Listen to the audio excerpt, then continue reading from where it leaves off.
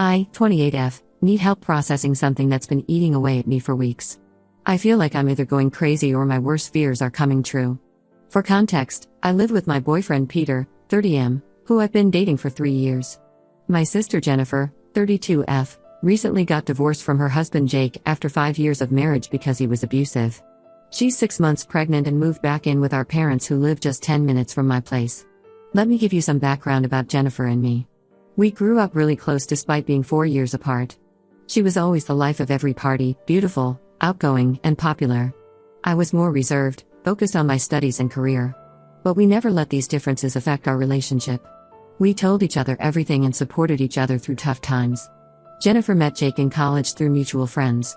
He seemed perfect at first, successful lawyer, charming personality, came from a good family. They dated for a year before getting married in a big ceremony. I was her maid of honor and remembered how happy she looked that day. Everyone thought they were the perfect couple. Things started changing about 2 years ago. Jake began showing controlling behavior. He would check Jennifer's phone, question her about male coworkers, and get angry if she spent money without telling him. He isolated her from friends and constantly criticized her appearance and decisions.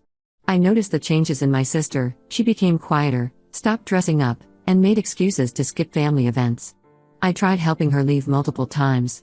I'd offer her a place to stay, sent her information about women's shelters, and even offered to help her financially. But she always defended Jake, saying he was just stressed from work or that she needed to be a better wife. Classic abuse victim behavior, but I felt helpless watching her suffer. When Jennifer got pregnant 6 months ago, Jake's behavior escalated. He accused her of cheating and claimed the baby wasn't his. He would disappear for days, ignore her calls, and leave her alone during severe morning sickness. The final straw came when he shoved her during an argument about her doctor's appointments. She finally left him and stayed with our parents while filing for divorce. Peter and I immediately offered our spare room, but Jennifer chose to stay with our parents. They have a bigger house and Mom could help with her pregnancy needs. She started visiting our house frequently, especially when I was at work. Peter works from home as a software developer, so he was always there when she came over.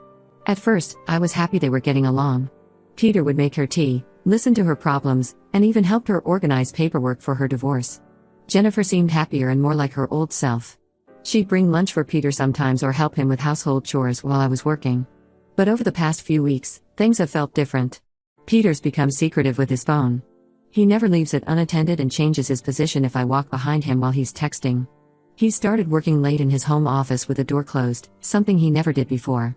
Jennifer's behavior has changed too. She dresses up more when visiting, wearing makeup and nice clothes despite claiming she feels sick from the pregnancy. She gets nervous if I come home early from work and finds excuses to leave quickly. Sometimes I catch her staring at Peter when she thinks no one's watching. I tried talking to our parents about my concerns. Mom dismissed them completely, saying I should be grateful that Peter is so supportive of my sister during her difficult time.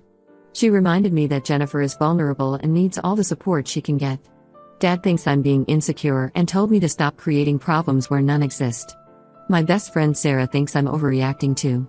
She said it's natural for Jennifer to seek male companionship after leaving an abusive marriage and Peter's just being kind. She suggested I might be projecting my own insecurities onto innocent interactions. Only my cousin Amy sees what I see. She visited last weekend and noticed how Peter and Jennifer sat unusually close on the couch. She said they seemed to have inside jokes and would look at each other when someone said something funny, instead of joining in the general laughter. But when she mentioned this to our other cousins, they accused her of stirring up drama. I feel stuck and confused. Peter has always been an amazing boyfriend. When I lost my job last year, he supported me emotionally and financially without complaint. He's talked about marriage, helped me plan my career, and even learned to cook my favorite meals. Could he really be betraying me with my own sister? Jennifer and I share so many childhood memories. She was there for me during my first breakup, helped me move cities for my job, and always defended me against bullies. How could she do this to me if my suspicions are true? But I can't ignore the signs. Peter doesn't kiss me goodbye anymore unless I initiate it. Jennifer makes excuses to avoid being alone with me. They both get oddly quiet if I mention future plans or bring up their increasing closeness. Should I confront them? Install cameras? Check Peter's phone? Hire a private investigator? Or am I really just being paranoid and risking 2 important relationships with my unfounded suspicions? Please help me figure out what to do. Edit. Thank you for all the replies. To those asking, yes, Jake is definitely the baby's father as Jennifer got pregnant before things got really bad between them. Also, Peter and Jennifer never met before she started visiting our house after leaving Jake. Update 1: You all were right. I discovered the truth about their affair, and it's even worse than I imagined. 2 nights ago, Peter fell asleep on the couch while working late. His phone was unlocked next to him, showing his chat with Jennifer. I know I shouldn't have looked, but my gut feeling had been eating at me for months. What I found shattered my world completely. They'd been having an affair since Jennifer first started visiting our house. Peter wasn't just helping her with divorce paperwork, they were sleeping together the whole time. I spent hours reading through months of their messages, each one feeling like a knife in my heart. The messages started innocently with Jennifer thanking Peter for listening to her problems. Then they turned flirty, with Peter complimenting her pregnancy glow and Jennifer saying how nice it was to feel appreciated by a man again. Soon they were sending heart emojis and calling each other babe and honey. But what really broke me were their plans for the future. They had everything figured out. Jennifer would finalize her divorce and get child support from Jake. She'd stay with our parents until the baby was born, using her pregnancy and divorce as excuses to visit our house frequently. After the baby arrives, Peter planned to break up with me. They even discussed his excuses. He'd say he wasn't ready for marriage, or that we'd grown apart. Then after a few months, they'd start dating publicly. They thought enough time would pass that no one would connect their relationship to their earlier friendship. They talked about house hunting in nearby towns where they wouldn't run into me. Peter promised to help raise Jennifer's baby as his own. They joked about how well they'd fooled everyone, especially me. Jennifer even wrote, "I feel bad for my sister, but I've never been happier." The affair wasn't just emotional, they'd been meeting at hotels when I was at work. Peter's late nights working were actually dates with Jennifer. They used my business trips to spend entire nights together in our bed.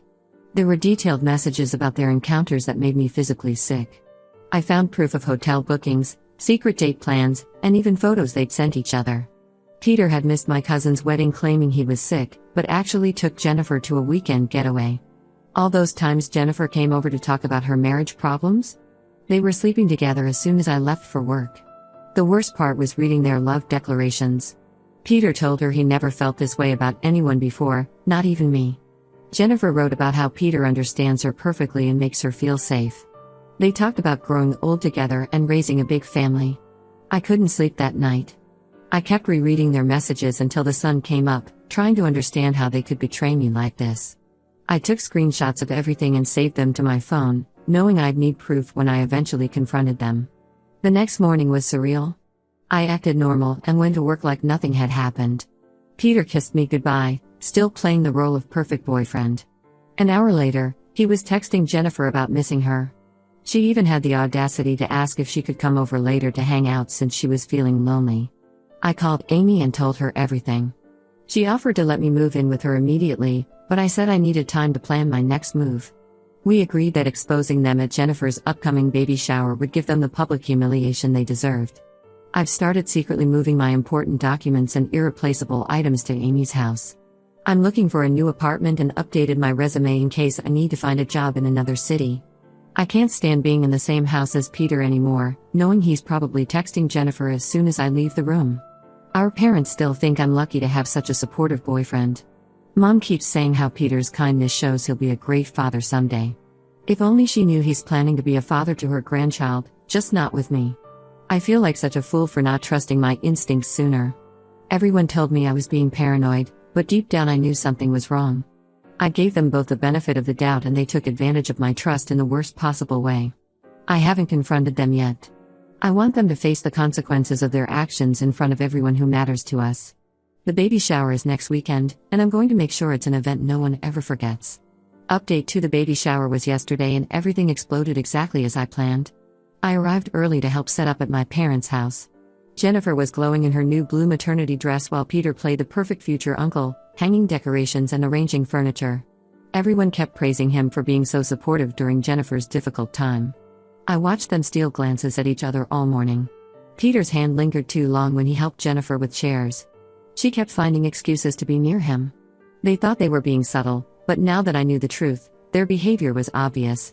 I waited until all 40 guests had arrived, family, friends, co-workers, even some of Jake's relatives who still supported Jennifer. Mom had prepared an elaborate spread and decorated everything in soft yellow and green. Jennifer was opening gifts, surrounded by everyone cooing over tiny baby clothes and toys. I stood up and asked for everyone's attention, saying I had prepared a special surprise for the mom-to-be. Peter smiled proudly, probably thinking I'd finally gotten over my paranoia. I connected my phone to the large TV in our living room, pretending I had a slideshow of Jennifer's pregnancy journey. Instead, their private messages filled the screen. The room went completely silent as people read the explicit conversations between my sister and boyfriend. I watched their faces change from confusion to shock to disgust. Jennifer dropped the gift she was holding and started crying. Peter lunged for the TV, but I blocked his path. I read their messages out loud, their plans to get child support from Jake while living off our parents' generosity, their secret hotel meetings, how they planned to blindside me after the baby was born. I showed everyone the hotel receipts, time-stamped photos, and their conversations about sleeping together in my bed.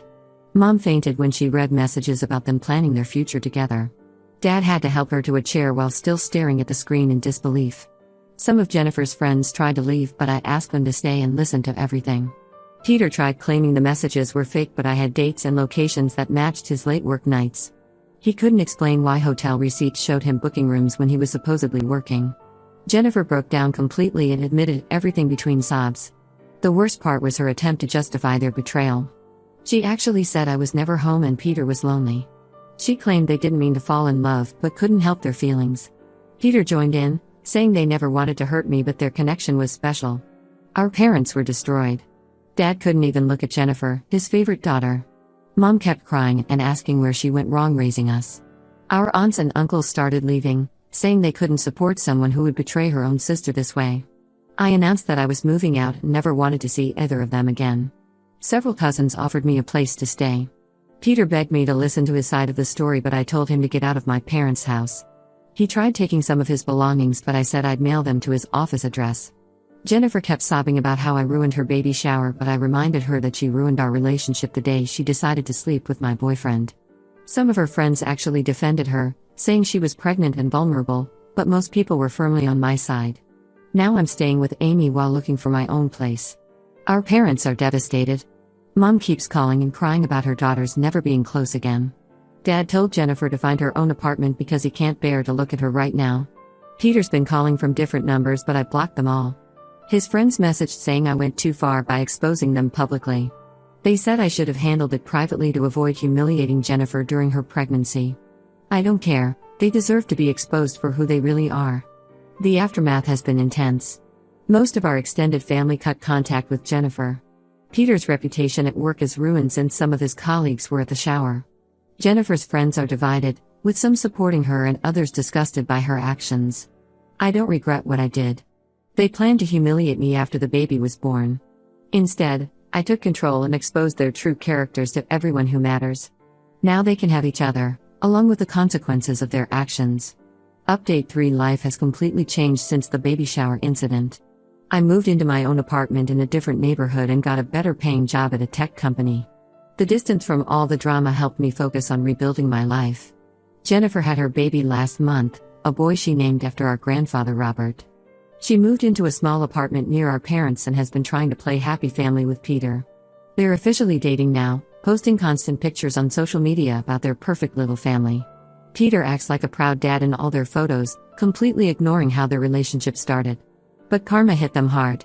Jake found out about Jennifer's affair through mutual friends who attended the baby shower.